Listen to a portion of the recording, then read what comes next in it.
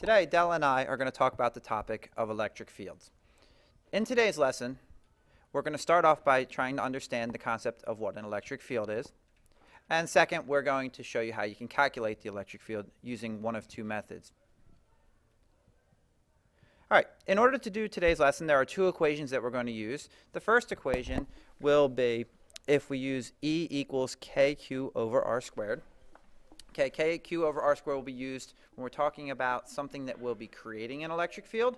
And the second equation that we will look at will be E equals F over QO, which is actually the definition of an electric field. It is the force that is felt by an individual charge that is placed in an existing electric field. Over on the right-hand side, you will see we have a couple of different terms that we've listed for you. As we mentioned in a previous lesson, K is 9 times 10 to the 9th, and it has some units, but we won't worry about those. R is actually a radius, but it's going to be for us the distance from the charge. It's listed as R because the field radiates out in a circle, so it's actually a radius of a circle. The Q that we're listing here is actually the charge that will be creating the field, and it's really important to recognize that it is the one creating the field, not the one experiencing the field. When we use the second equation will be the force that's felt by an individual test charge, and that force is going to be F, which is measured in newtons.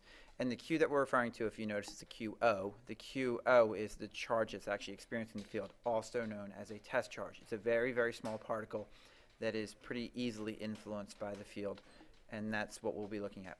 All right, so to move on, we're going to be looking at one simple term today. And define the electric field is actually the electrostatic force experienced by a small test charge of QO placed at a particular point divided by the charge itself. What this basically means is it's talking about something that will influence the charges if they're placed in a spot. So there would be some kind of charge that influenced the area, and when I place this little tiny charge there that's not big enough to influence the field itself, but enough to experience the field, it would talk about the force that that particular charge would feel. Okay, so here we are. We're at the PHET simulation called electric field hockey, and we're going to give you a little idea of what's going on. This positive little black puck that you see on the screen here would represent a test charge. It would be small enough not to influence nearby charges, and it would feel an electric field if it was or an electric force if it was placed in the field. So our goal here is to actually score in the little net on the right side here.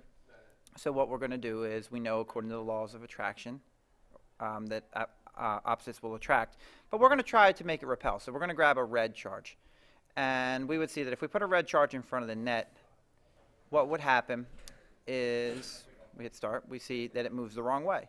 Okay, and that was kind of expected because we know that positive charges repel. So if we want to score, what we would try to do here is create an electric field that would draw the positive charge in. So we would have a right pointing electric field on this charge. So we put our negative charge right here. And we can actually see with this blue line here, this blue line is indicating the force that we would feel. It also indicates the direction of the electric field at that moment because it's describing the way the positive charge would move. So if we try to score, we hit start, and wait a minute, we didn't score. Okay, now the reason we didn't score, it was actually expected, is if you notice the arrow is going back and forth once it crosses past the negative charge. The reason for that is because it's continually attracting that positive charge. So through inertia, the positive charge passes the negative, but then the influence on the positive charge is be pulled back to the negative, and we see it kind of going back and forth. It never scores in the goal. So if we want to score, we have to do one final adjustment, and that's just to simply put the negative close enough to the net so that when it goes past, it will go in the net, and congratulations, we scored. So now we understand a little bit about the electric field. The electric field basically defines what would happen to a positive charge if it was placed near some kind of other charge. Okay, to show you how this works mathematically, we are at a simulation called charges and fields. If you'll notice on the right-hand side, we've actually already showing the numbers, so we see that 2 grids down on the bottom will be 1 meter. And we'll have numbers come up when we bring up the charges. In the right-hand side, we see the charges of these guys that are going to create the fields are 1 nanocoulomb, which is 1 times 10 to the negative 9th coulombs. Okay, so Della's going to bring over a positive charge and place it on one of the major grid lines. And what's going to happen is that this is going to create an electric field. If she were to click on Show E Field, you will see that the electric field lines would point out in all different directions. That's because any positive test charge I placed at any one of those arrows would feel a force in that particular direction.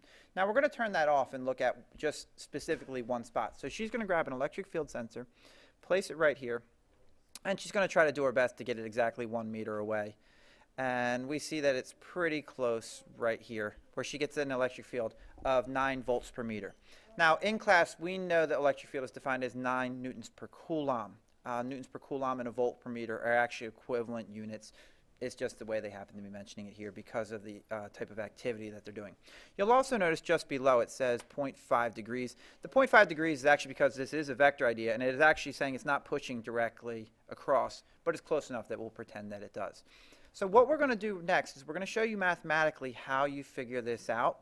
And Della's going to use dependent. I'm going to speak the way through, and we'll see how it's calculated.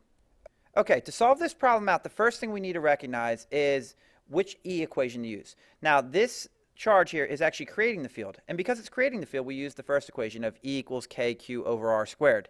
If the charge was here, and this is the charge that was feeling the field, then we would use E equals F over QO. But that is not what we have. This is not a charge. This is actually just a sensor.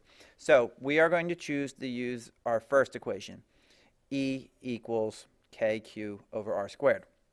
Now, as Della is writing these numbers, I just want to point out where they're coming from. K is a universal constant. We said that that is going to be the electrical constant that we use, and that is going to be 9 times 10 to the 9th. And then there will be some units with it, but let's not worry about that too much right now. The Q is actually the charge that's creating the field, and that charge, as it says up here, is 1 nanocoulomb, or 1 times 10 to the negative 9th coulombs. So as she's recording those, we also need to know the radius. The radius means the distance between that charge and the spot that we're concerned with, and that is 1 meter according to our legend down here. So we do 1 squared, which is an easy number, and why we chose it. 1 squared is 1. So if we look at the math quickly without a calculator, we see the 10 to the 9th power and the negative 9th power will cancel each other out. And 1 squared is 1. So basically we have 9 times 1 over 1, which basically is 9. Now, according to this, they use 9 volts per meter. That's how they got that answer. But we also use newtons per coulomb as a unit, and that is perfectly acceptable too. In fact, that's what is preferred in our class. So what we've shown you here is how you can simply solve an electric field when one charge is there.